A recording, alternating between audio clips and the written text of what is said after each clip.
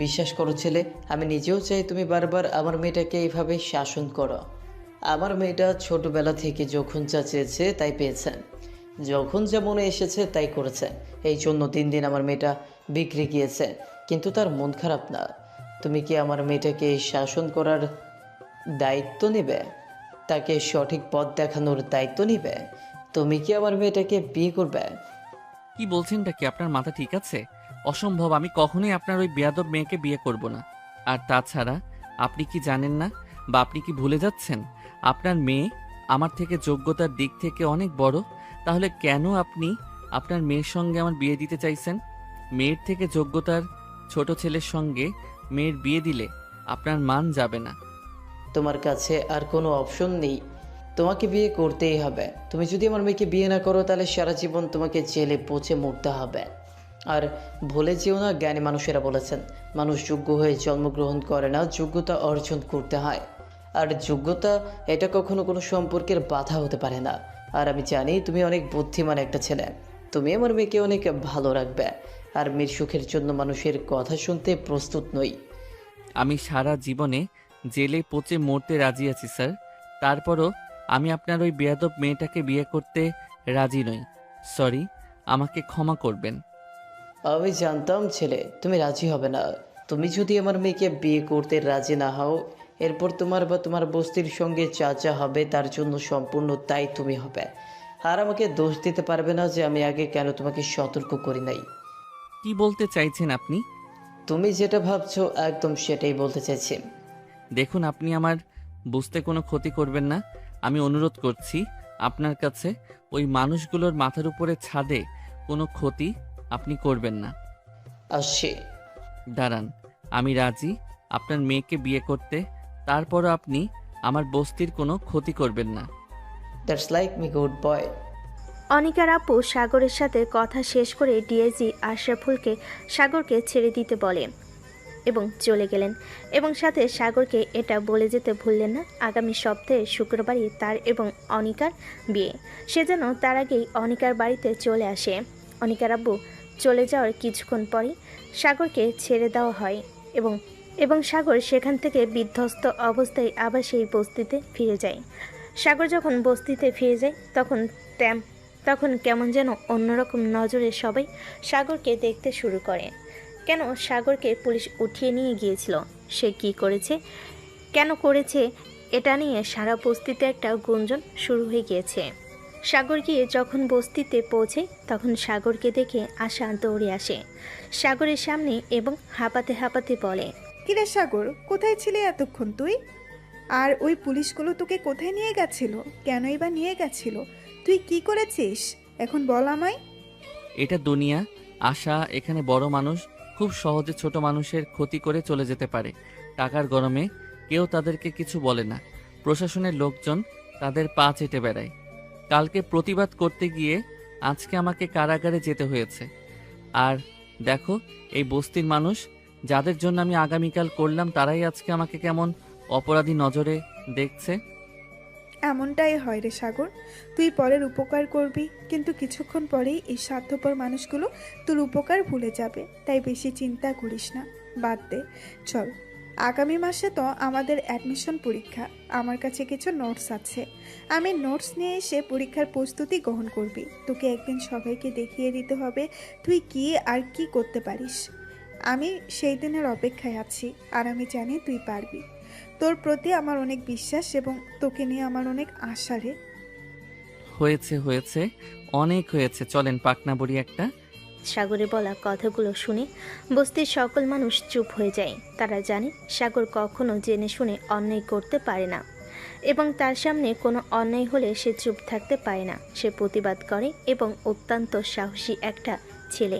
এরপর সাগর আশার মাথায় একটা হালকা চাটি মেরে তাকে নিয়ে সামনের দিকে চলে যায়, কারণ তাকে এখন নিজের ভবিষ্যৎ নিয়ে ভাবতে হবে, প্রচুর পড়াশোনা করতে হবে, তাকে মানুষের মতো মানুষ হতে হবে।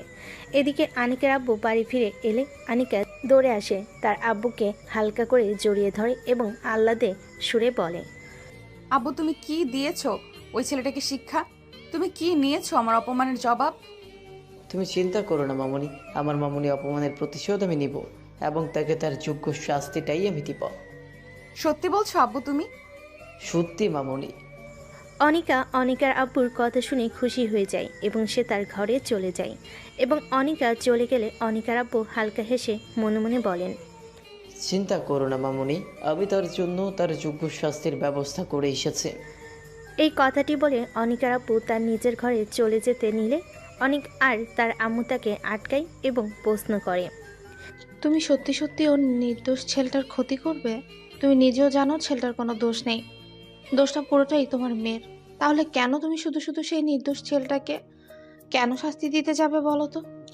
দেখো, আমি এখন বাইরে থেকে এসেছি এবং আমি ভীষণ ক্লান্ত, তাই আমাকে বিরক্ত করো না। চিন্তা করো না, আমি কারো কোনো ক্ষতি করব না। তবে যে সিদ্ধান্ত নিব তা সকলের জন্য মঙ্গল, এইটুকু বিশ্বাস তুমি আমার উপরে করতেই পারো। এভাবেই দিন কেটে যায় এবং দেখতে দেখতে সেই কাঙ্ক্ষিত দিনটি চলে আসে। আজকে সাগর এবং অনিকার বিয়ে উপলক্ষে অনিকার বাবা তাদের গাড়ি পাঠায় বস্তিতে সাগরকে নিতে আসতে।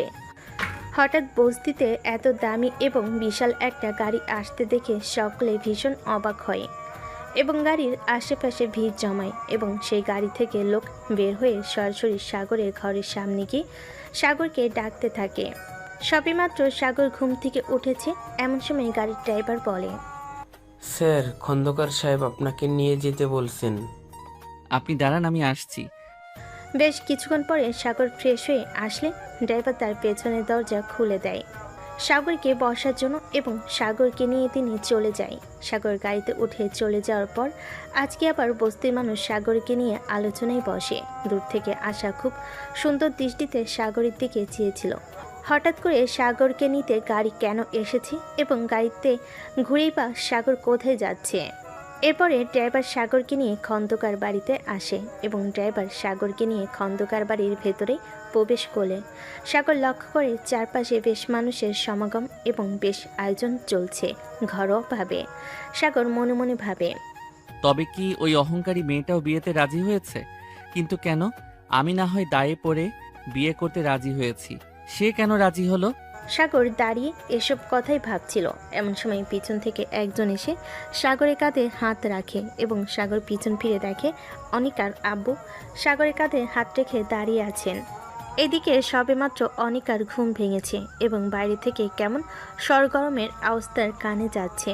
এতে সে বিরক্ত হয়ে ঘর থেকে বেরিয়ে আসে এবং এসে দেখে তাদের বাড়িতে মানুষের সমাগম শুরু হয়েছে এবং কোনো কিছুর আয়োজন চলছে। কয়েক সেকেন্ড সে দাঁড়িয়ে থেকে ভেবে দেখে আজকে তাদের বাড়িতে কোনো অনুষ্ঠান ছিল কিনা। তবে তার জন্য তাদের বাড়িতে কোনো অনুষ্ঠান ছিল না, তাহলে কিসের আয়োজন চলছে এটা জানার জন্য অনিকা নিচে নেমে দেখে তার বাবা এবং সেই বস্তির ছোটলোক ছেলেটা বসে কথা বলছে। এমন সময় অনিকার চোখে ঘুম চলে যায় এবং সে তেলে বেগুনে জ্বলে ওঠে। সে তো উড়ে এসে সাগরের কলার চেপে ধরে সাগরকে দাঁড় করে এবং রাগে কটমট করতে করতে সাগরকে বলে, ওই ছোট লোকের বাচ্চা, তোর এত বড় সাহস, তুই আমার বাড়ি পর্যন্ত চলে এসেছিস? কি হচ্ছেটা কি অনিকা? ছাড়ো বলছি ওকে। না, ছাড়বো না। তার আগে বল, এই ছোট লোকটা এখানে কি করছে? আর তাছাড়া বাবা, তুমি না বলেছিলে তুমি এই ছোট লোকটাকে শাস্তি দিয়েছো? তাহলে সে তো দিব্যি সুস্থ সবল আমার বাড়ি পর্যন্ত চলে এসেছে। তবে কি তুমি আমাকে মিথ্যা বলেছিলে? না অনিকা, আমি মিথ্যা বলিনি। ওকে যে শাস্তি দেওয়া হবে সেই শাস্তি আজকে কার্যকর করা হবে, এই জন্য তাকে আজকে এখানে নিয়ে আসা হয়েছে। মানে কি বলতে চাইছো কি আব্বু তুমি? আজকে তোমাকে ওকে বিয়ে করতে হবে। কি পাগল হয়ে গেছো তুমি আব্বু? তোমার কি মাথা ঠিক আছে? শাস্তি কি তুমি ওকে দিচ্ছ না আমাকে? আমি কিন্তু কখনোই ওই ছোট লোকটাকে বিয়ে করব না। এর থেকে ভালো আমি মরে যাব, তারপরও আমি এই ছোট লোকটাকে বিয়ে করতে পারবো না, করব না। বিয়ে তো তোমাকে করতেই হবে মামুনি। আত্মীয় স্বজন বন্ধু বান্ধব সকলকে দাওয়াত দেওয়া শেষ, এখন দ্রুত গিয়ে ফ্রেশ হয়ে আসো। অসম্ভব বাবা, কখনোই না। সম্ভব না, সব সম্ভব। আমাকে খারাপ হতে বাধ্য করো না, যা বলছি তাই করো। তুমি যখন যা চেয়েছো, যখন যা করেছো, যখন যা বলেছো সব করেছি তোমার জন্য, আর তুমি আমার জন্য সামান্য বিয়ে করতে পারবে না? আর এই নাকি তুমি আমাকে সব থেকে বেশি ভালোবাসো?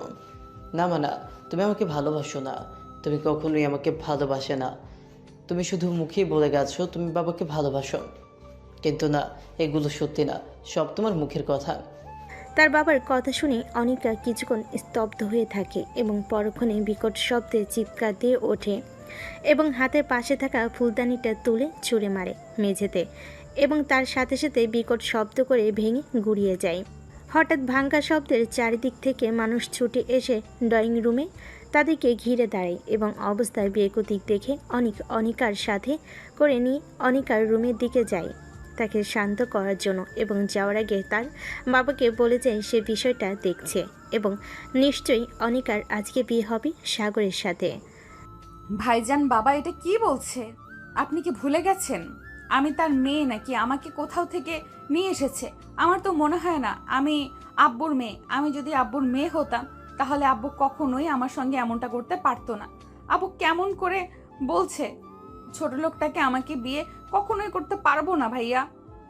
অনিকা, দেখ বোন আমার, বাবা যেহেতু একবার বলেছে বিয়েটা হবে, তার মানে উনি যে করেই হোক তোর সাথে ওই সাগর নাকি সেই ছেলেটার বিয়ে দিয়েই ছাড়। তাই এখন এত ব্যস্ত না হয়ে মাথা ঠান্ডা করে ভাব কি করা যায়। আমি মরে যাব ভাইয়া, তারপরও আমি ওই বেয়াদব ছেলেটাকে বিয়ে করব না। একটা চড় মারবো ফাজিল মেয়ে, সবসময় বেশি কথা বলে। মরা এত সহজ, তাই না? তাহলে কি করব ভাইজান? আমি বাবা কেন আমার সঙ্গে এমনটা করছে? কি করব আমি, বলতে পারো তুমি আমাকে? বিয়েটা করে নে বাবু। পাগল হয়ে গেছো তুমি ভাইজান? তুমি কি বাবার মতো কি সব আবল তাবল বকছো?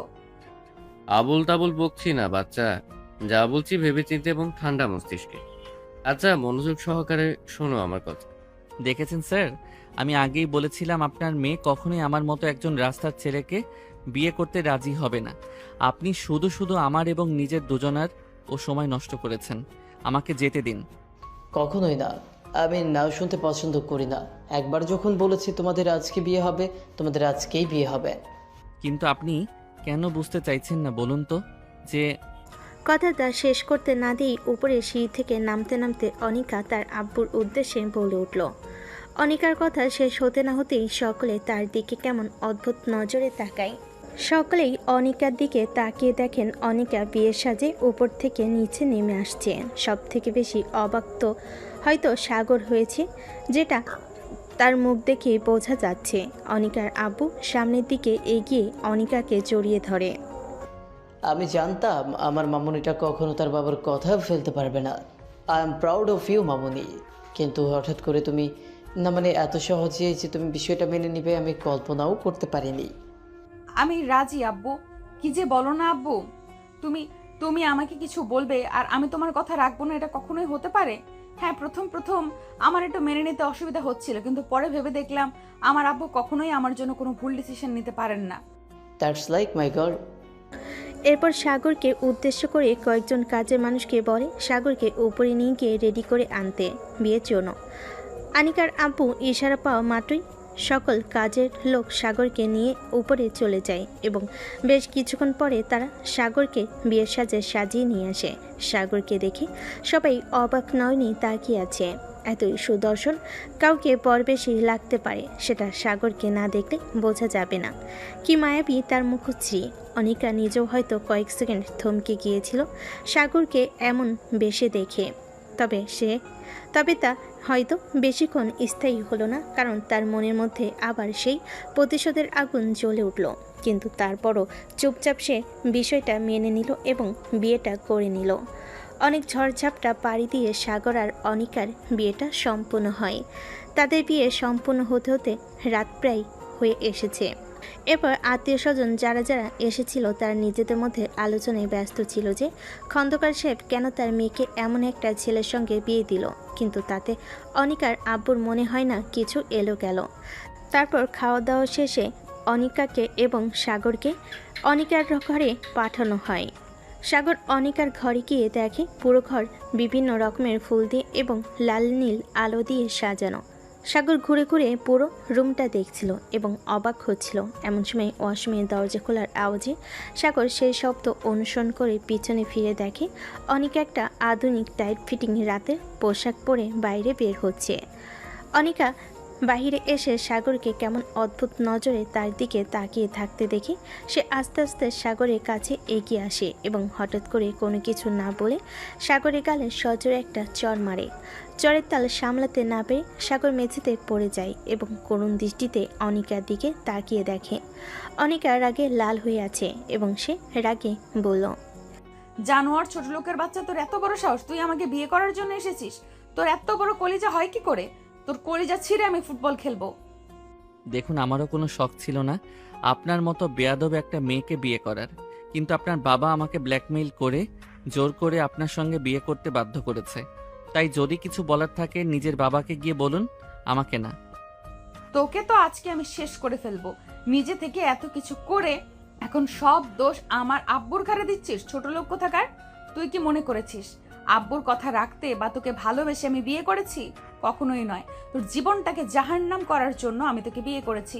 তুই সেদিন আমাকে যে অপমান করেছিস সবার সামনে, এখন থেকে প্রতি পদে, প্রতিটা সেকেন্ডে, প্রতিটা মুহূর্তে তোকে আমি বারবার মনে করিয়ে দিব তোর নিজের যোগ্যতা, নিজের জায়গা।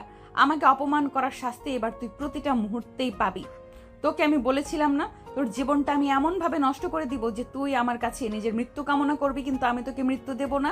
শখ কত আমাকে বিয়ে করার, তাই না? তো শখ এবার আমি ঘুচিয়ে দিব। এখন থেকে তুই প্রতিদিন এই ঠান্ডা মেঝেতে ঘুমাবি। আমি যখন যা বলবো, যেভাবে বলবো, সব করতে হবে তোকে। আর তুই যদি এই 4 দেওয়ালের কথা বাইরে বের করিস তাহলে তোকে আমি জানে মেরে ফেলবো। আর হ্যাঁ, শুধু তোকে নয়, তোর সঙ্গে মিলে যারা যারা সেদিন আমাকে অপমান করেছে তাদের জীবনটাও আমি জাহান্নামে পরিণত করব। দেখুন, আপনার যত রাগ আমার উপরে, তাই যত কষ্ট দেওয়া, যা খুশি করার আমার সঙ্গে করে, আমার বস্তির লোকজনের জন্য নয়। আর রইল বাকি আপনার কথা মেনে চলার। ঠিক আছে, আপনি যখন যা বলবেন, যেভাবে বলবেন আমি তাই করব, কিন্তু তারপরেও আমার বুঝতে মানুষের কোনো ক্ষতি আপনি করবেন না। তুই যতদিন তোর কথা মেনে চলতে পারবি ঠিক ততদিনই তারা সুস্থ সবল থাকবি। এখন যা, সর এখান থেকে, আমাকে ঘুমোতে দে, আমি ঘুমাবো। কথাটি বলেই অনিকা সাগরের বুকের উপর সজোরে লাথি মেরে তাকে ফেলে দিল। সাগর হঠাৎ আক্রমণে বেশ আঘাত পেল, কিন্তু তারপরও চুপচাপ সহ্য করে নিল, কিছু বলল না। এরপর অনিকা গিয়ে তার বেডে ঘুমিয়ে পড়ল এবং সাগর কিছুক্ষণ বসে থেকে মেঝেতেই ঘুমিয়ে পড়ল। সকালবেলা অনিকা ঘুম থেকে উঠে দেখে সাগর মেঝেতে নেই। সে কিছুক্ষণ নীরব থেকে মনে মনে বলল, ছোট লোকের বাচ্চাটা গেল কোথায়? এরপর সে আরও রেগে যায় এবং চিৎকার দিয়ে বলে ওঠে, এই ছোট লোকের বাচ্চা, কোথায় তুই? এক্ষুনি আমার সামনে আয় বলছি। হঠাৎ অনিকার এমন চিৎকারে সাগর দৌড়ে অনিকার সামনে এসে হাজির হয় এবং বিনয়ী করে বলল, জি বলুন। তোকে কতবার বলেছি আমার যখন যা লাগবে আমি তা যেন সাথে সাথে পাই, তোকে বারবার ডাকা লাগে কেন? আসলে আপনি ঘুমাচ্ছিলেন তো, তাই আমি একটু বাইরে গিয়েছিলাম আশপাশটা ঘুরে দেখার জন্য। তোকে কি এই বাড়িতে আশপাশ ঘুরে দেখার জন্য বসিয়ে বসিয়ে খাওয়ানো হয়? এমন করে বলছেন কেন? বলুন আপনার কি লাগবে, আমি এনে দিচ্ছি। সাগরের কথা শেষ হতে না হতেই অনিকা সজোরে সাগরের গালে একটা চড় মারে। এমন হঠাৎ অনিকার হাতে মার খেয়ে সাগর বিস্মিত হয়ে যায়। কেন অনিকা বারবার সাগরকে আঘাত করে, কারণে অকারণে। এভাবে সাগর আর অনিকার জীবন শুরু হয়। এভাবে বেশ কিছুদিন বিভিন্নভাবে বিভিন্ন সময় বিভিন্ন রকমের অত্যাচার করতে থাকে অনিকা সাগরের উপর। সামনে সাগরের ফাইনাল পরীক্ষা, এজন্য আজকে সাগর ইউনিভার্সিটিতে যাবে।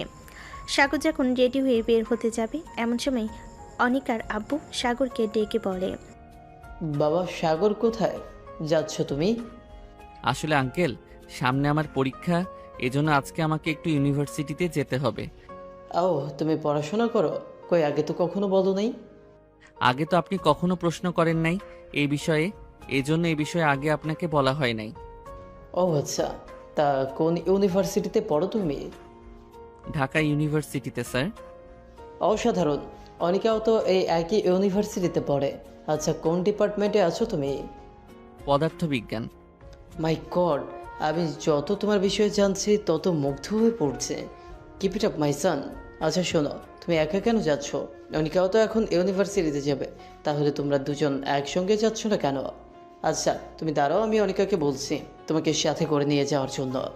অনিকা মামনি, কোথায় তুমি? না থাক আঙ্কেল, কি দরকার ওনাকে শুধু শুধু বিরক্ত করার? আমি একাই চলে যেতে পারবো, আমার কোনো সমস্যা হবে না।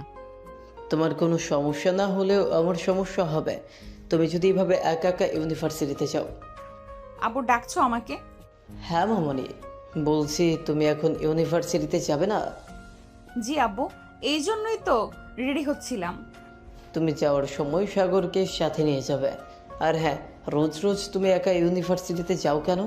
আর আগে কেন বলো নেই যে সাগর তোমার সঙ্গে তোমার ইউনিভার্সিটিতে পড়ে? এখন থেকে যেন আমি দেখি তুমি আর সাগর একসঙ্গে প্রতিদিন ইউনিভার্সিটিতে যাচ্ছ। কিন্তু আব্বু, আর কোনো কিন্তু নয়। কথাটি বলে অনিকার আপু চলে যায়। অনিকার আপু চলে যেতেই অনিকার রাগী ফুঁসতে ফুঁসতে আবর গিয়ে সাগরের গালে সজোরে একটা চড় মারে। সাগর কিছুক্ষণ গালে হাত দিয়ে দাঁড়িয়ে থাকে আর অনিকার আগে কটমট করতে করতে বলে, ছোট লোকের বাচ্চা, তোর এত বড় সাহস, তুই আজকে আমার আব্বুর কাছে আমার নামে নালিশ করেছিস? বিশ্বাস করুন, আমি ওনাকে কিছু বলিনি। বিশ্বাস? তাও আবার তোদের মতো ছোট লোককে? রাগে অনিকা কিছু টাকা সাগরের মুখের উপর ছুঁড়ে দিয়ে চলে যায় এবং তাকে একা একা ইউনিভার্সিটিতে চলে যেতে বলে। আর এই কথা যদি অনিকার আপুর কান পর্যন্ত যায় তাহলে সাগর একদিন কি অনিকার একদিন বলে অনিকা চলে যায়। এদিকে সাগর কিছুক্ষণ অনিকার